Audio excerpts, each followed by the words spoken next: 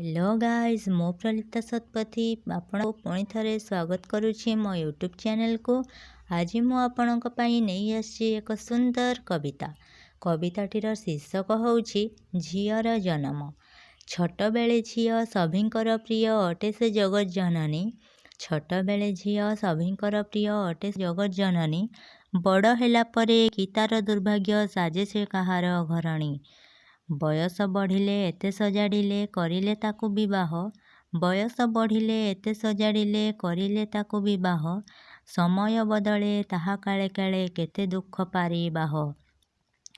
झियो संगे संगे यौतुक मागिले ए अटे विवाह प्रथा। झियो संगे संगे यौतुक मागिले ए अटे विवाह प्रथा। झियो जन्म हेले सबु पितांकर बड़ चिंता बड़ व्यथा। बाप घरु सीए शाशु घर जाए अटई विधि विधान। बाप घरु सीए शाशु घर जाए अटई विधि विधान।